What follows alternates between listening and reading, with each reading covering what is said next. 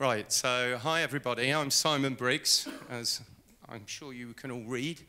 I work for SUSE, and I'm an enthusiastic fan of open source, bit of a fanboy of it in general, and my interest obviously is now in OpenStack. So that's part of why I got a role being the EMEA pre-sales contact for OpenStack and our solution or distribution of it in SUSE Cloud 4. So what I'm going to talk to you about this afternoon is a further exploration of subjects you've already actually discussed or listened to in the plenaries, keynotes, etc. So this concept that the world's changing, we have to change the way we've done things. Because the world's changing, we're at a moment where we reflect on how we used to do things. And what organizations certainly are saying to us and what we perceive to understand within the market is one of the big fears is that whilst the world's changing, if you make the wrong choice as you did traditionally, you might actually end up going pop. And organizations obviously don't want to do that. So there's a lot about open source which actually defends against that, and hence the title, how an open source cloud will keep your options open, avoiding that lock-in. Hi guys, just keep motoring down, informal session. I like this, I saw it on the web, I had to use it. We all talk cloud, and at times we wonder what the bloody hell people are talking about, and it's quite shocking. But actually, in reality, there's a lot about cloud that makes a lot of sense. And because of that, we do want to talk about it. Hence, so many people turning up to an event like this. I just think this is fantastic. And there's multiple rooms along here full of as many people. It's just a brilliant session. Thank you very much to everyone who organised it and worked on it.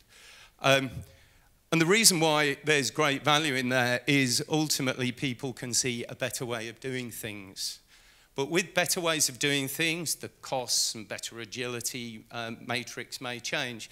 But there's always a fear. There's always a fear that there is an opportunity cost involved in investing in these things. And certainly areas that are very important to our customer base, who are, after all, enterprises, trying to control how they do things in the best manner for their organizations, are areas of control and security. So this conversation being played out might actually, if you're from an enterprise or have ever worked in an enterprise, make a lot of sense to you. So the guy in a tie often walks up to an IT manager and says, "I want." And the IT manager traditionally always had to say, "Okay, but I've got limited resources, I've got limited timescales, you have to fall in line with all the other requirements, things won't be as quick as maybe you expect." The IT manager often doesn't understand a good picture of what redundancies in that organization to take up the slack that's being asked for. It's very hard for him to picture that.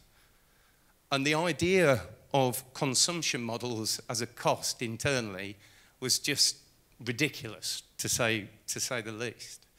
And essentially, IT managers often would have to say, "No way, Jose." Now, with the merits of what we're looking at here and why we were talking about the themes of what people want to achieve, the conversation can change, and you can become a Superman if you're in that role now. They want it faster. They've got used to an internet that gives them everything when they want it. They've got smartphones. They're able to book things online straight away. Consume, consume, consume. Okay, so it's very good. This person's suddenly got a cloud. He's able to react straight away. When asked how much, he's got a certain model that he can take to that customer, so everyone can work out costings. This sounds like heaven, doesn't it? That's very annoying. Give me a second. Yeah. If only I had a cloud to get around that. I've got one in my pocket. That's it. this halcyon heaven view suddenly becomes even better. We're able to expand and shrink when people require. So the cost model is only being paid for when they're consuming it. Things can get a bit messy at that point because you've become a Superman in your organization. Now, yeah, that's a great idea, and that's all our ideals working in the OpenStack community and with the different distributions that you've got here. But there is a reality there. By the way, I have used a cat and a dog in this because apparently they make the audience friendly. So always throw them in. It's a good idea for your presenting. But what essentially you need to do is protect and work with the investments an IT organization already have. It's been talked about earlier. But you're not going to throw away millions of pounds of architecture just because you want the halcyon view that you've got before. Your company will go bankrupt. That's what will happen. So you have to build upon what you've got. Now, open source can be your friend in this. It can avoid those lock-ins. In the organization, they're looking for cost savings, but the open source standards achieve a lack of lock-in for you. You are portable. A lot of people are fearful at the moment. They don't want to make the leap. But when I get a chance to talk to them and explain to them, you have a genuine capability to port what you have. You are not locking yourself in because you're using these kind of technologies. It's actually the very core of what we do in open source world and the flexibility. Yes, there's some concerns, but I've been fighting against those concerns for years, selling Linux. SUSE has, Red Hat has. We've all been trying to convince the market, and hey, what, we won on Linux. Why would we not win on an OpenStack platform? The biggest banks in the world, your air traffic control that flew you here, all these kind of businesses, big automotive manufacturers, big defense contractors, they're all running Linux in their organizations, and they're all starting to look into the capabilities of OpenStack. Now, a little basic. Now, I didn't know whether to include these slides, but some of you might be new to it. You might be thinking, I've heard about this, I just really need to find out the basics to understand if it's for me. So very quickly, there's different qualities of clouds out there for organizations to look at and utilize, or even you as an individual. At the lowest level, infrastructure as a service is what it says on the tin. All these acronyms work at the end of the day. And really, the best way of explaining is the kind of services you may have come across. So yes, Rackspace is in there. Now, internally, in a private cloud, as against the public space cloud, you have different capabilities there. So VMware Cloud, our cloud, Red Hat's cloud. It's all available internally. Moving up the stack, platform as a service. Well, that's where developers want to be able to build on their environment. And yeah, you can go out to Windows Azure, and you can work internally with different platforms. We highlight WSO2 as we've got a big partnership with them, and they're a key player with SUSE. So what does that actually mean in the public arena? Effectively, if you look at the different pieces that come together to deliver a service, which is after all what you're building this for, then in the infrastructure as a service, you're effectively going up to the hypervisor layer and then building upon it. Platform as a service up to the runtime, and then software as a service, you're actually consuming that application. Now, that's a bit basic, but obviously it's the same world for private clouds as well, which OpenStack really does excel in for organizations. But it's IT working with the line of business. So a lot of organizations are looking at this technology effectively to become a cloud provider internally to their own customer, who is their line of business. And that's a key differentiation there. Guess what? SUSE have solutions across that infrastructure.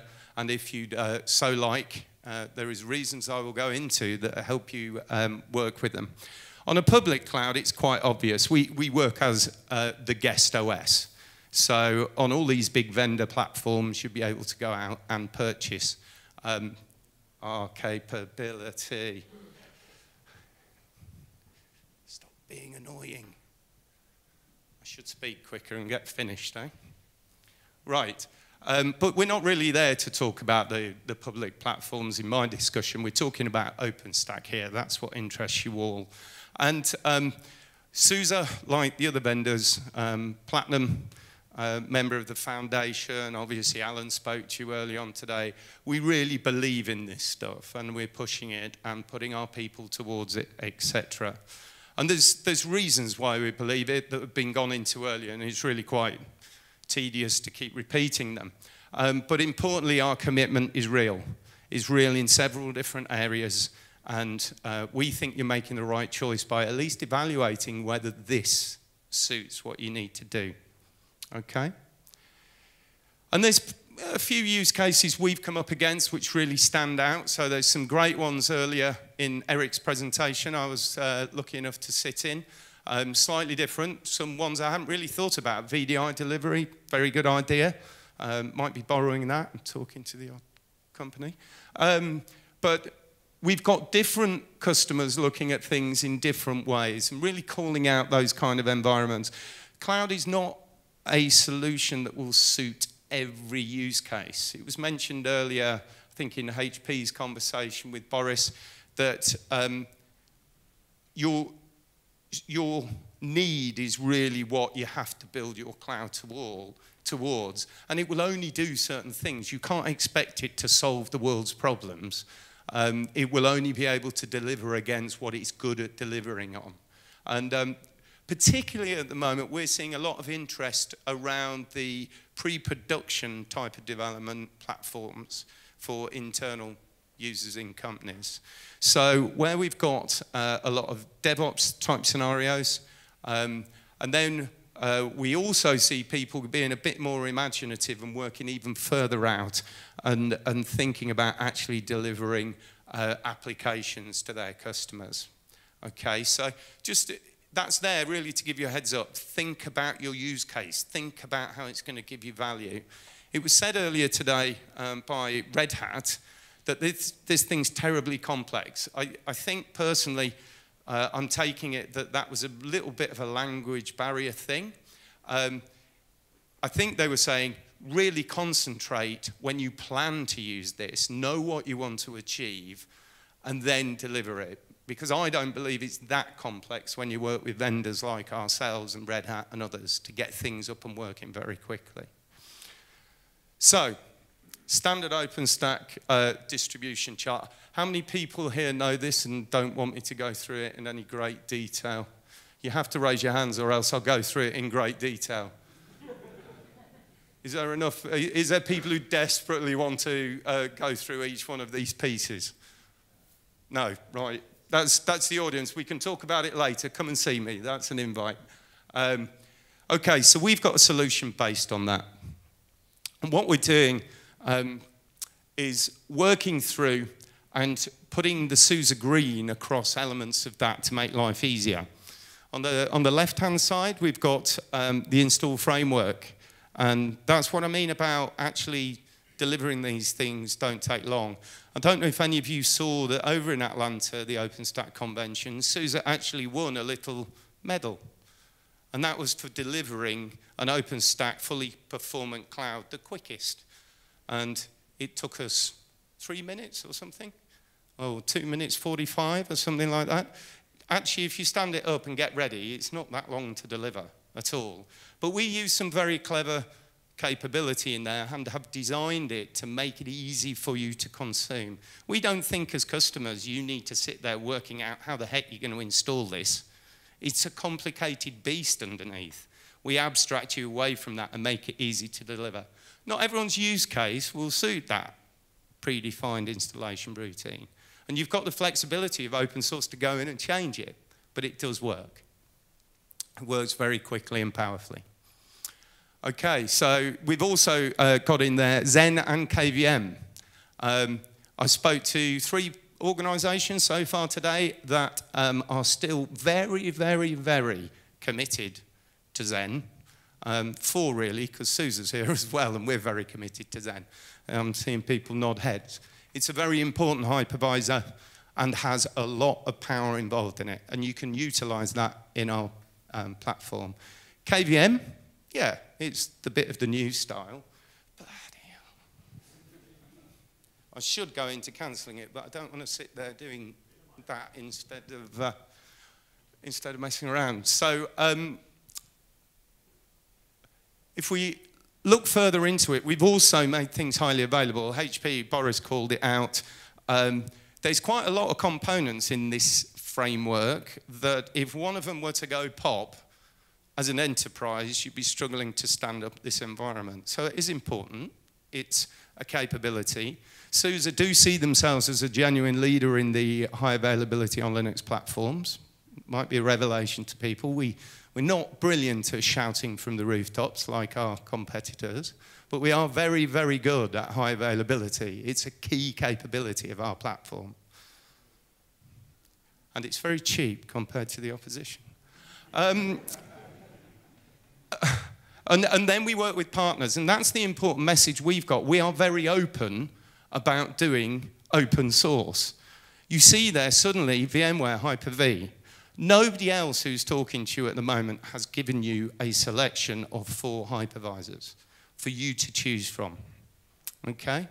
That's our determination to make sure that you don't have to throw away your infrastructure or build new. You can actually work with what you already know, leverage your skills, avoid that vendor lock-in, but keep moving forward with the investments you've got already. So, a quick marketing type slide. We're very lovely. We do an OpenStack distribution. Hopefully you've kind of got that from my discussion already. We have brought out in SUSE Cloud 4, fully supported Ceph distribution. Ceph really is a very exciting project, and the capabilities within it, the high availability of it, and its use cases are really interesting, and dive into it. You know, if you go away and do OpenStack anywhere else in the world, do get into Ceph. Have a good look at it and understand what it'll do for you. Very interesting technology. Was there a question, or go on? No? Obviously, we've got award-winning support, but who hasn't? Effectively, our installation is so easy because we have taken the pieces, all those spinning parts, and I don't know if anyone's seen the old architectural drawing for Havana and the earlier distributions, where there's, I don't know, so many different lines on it, it looks like spaghetti. We've taken all those bits and we've boiled them into pieces. So we have a build server, effectively, which is our administration server. It's only really for the build case. You don't necessarily have to have it highly available because all you do is build a new one and it runs. We have all the other pieces with high availability that have been earlier pointed out. And of course, what we're bringing to this is exactly what we did with Linux in the beginning. We're making it standardized. We're making it so you can consume it as businesses without taking on the risk and burden of having to standardize it for yourselves and having to learn the awkward way, find information from the community that is not responding quickly, blah, blah, blah. We've got that mixed cloud compute capability. Something that gets overridden here and not really drawn out in a lot of conversations, what you're doing by pinning your solution into a supported Linux vendors platform, you're actually also getting vicariously all the work we've done with our independent software vendors. So SUSE's got a vast array, very powerful array of many partners who deliver their services on top, the thing you actually want to buy at the end of the day and consume.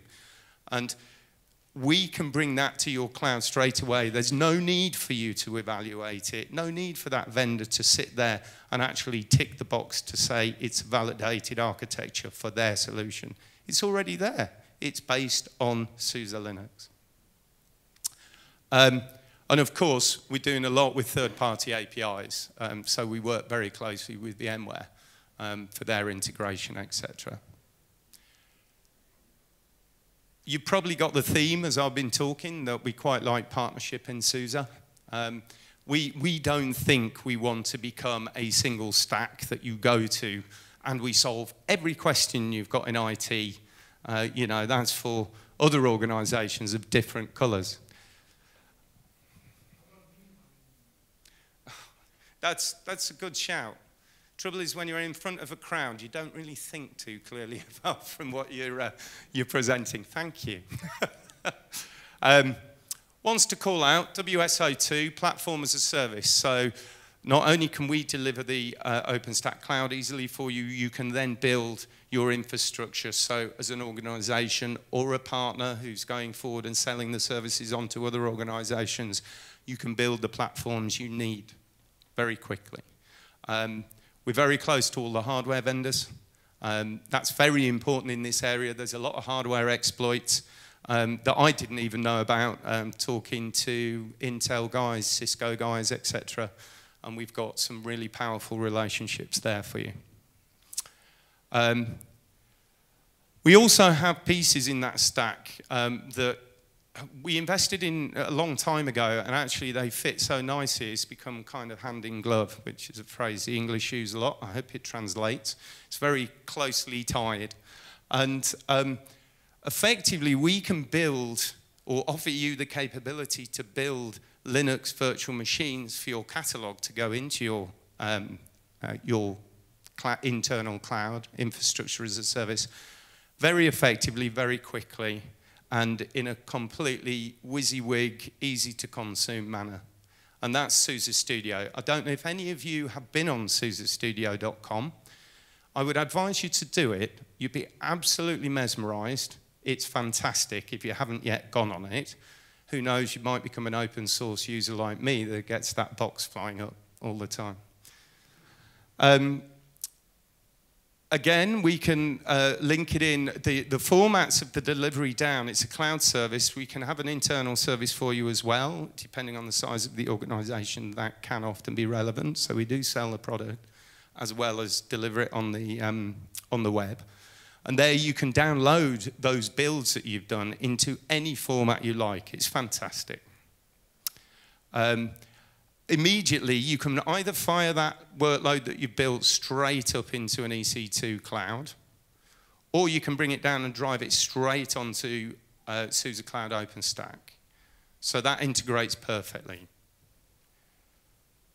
That integration story then means that when you compare that with our capability to work on different architectures, be able to work with different platforms, you still have to get an idea of the breadth of open source, and you start to understand what I mean by not locking yourself in and being portable. There's some challenges. Some proprietary hardware works in slightly different ways, but on the whole, open source does offer that capability. We've also got a management piece. It's based on sorry, it's just popped out of my mind. The Spacewalk project, sorry.